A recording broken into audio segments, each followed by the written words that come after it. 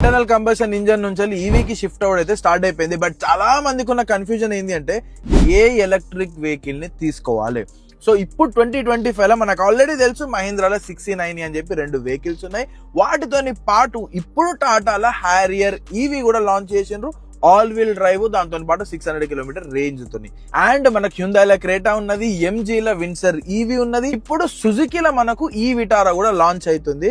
So ఇన్ని options ఉన్నాయి. మన రిక్వైర్మెంట్ ని బట్టి మనం వెహికల్ అయితే తీసుకోవచ్చు. దాని కొద్దిగా పక్కకు పెడితే ఈవీ తీసుకునే ముందు మీరు కన్సిడర్ చేసుకోవాల్సిన కొన్ని విషయాలు ఉన్నాయి. ఇవాళ ఫస్ట్ వచ్చేసి ఛార్జింగ్ ఇన్ఫ్రాస్ట్రక్చర్. అంటే మీరున్న లొకేషన్ లో ఎన్ని ఫాస్ట్ ఛార్జింగ్ స్టేషన్లు ఉన్నాయి. ఒకవేళ మీరు ఫ్రీక్వెంట్ గా ఏదైనా అవుట్ ఆఫ్ స్టేషన్ పోయినా, లేకపోతే ఏదైనా ట్రిప్ కు పోయినా కూడా ఛార్జింగ్ పెట్టి వెయిట్ చేసేంత పేషెన్స్ ఉందా?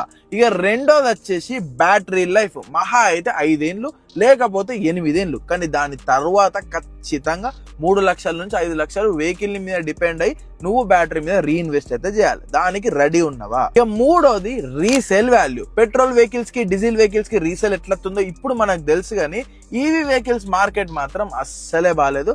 ఫ్యూచర్ లో కూడా ఉంటుందా ఉండదా కూడా గ్యారంటీ లేదు.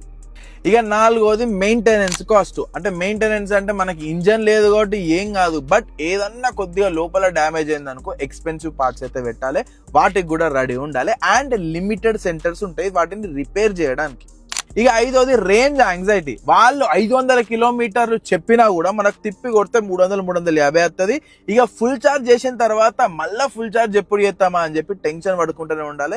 ఎందుకంటే మనకు రేంజ్ లో అయిన కొద్ది ప్యానిక్ స్టార్ట్ అవుతుంది. ఇక ఇవన్నిటికీ మీరు రెడీ ఉంటే మాత్రం ఖచ్చితంగా ఈవీ వెహికల్ తీసుకోండి. లేదు నాకు ఈవీ వెహికల్ యూసేజ్ గురించి ఇంకా డీప్ గా కావాలి అనుకుంటే ఈవీ అని చెప్పి కమెంట్ చేయండి, లాంగ్ ఫామ్ వీడియో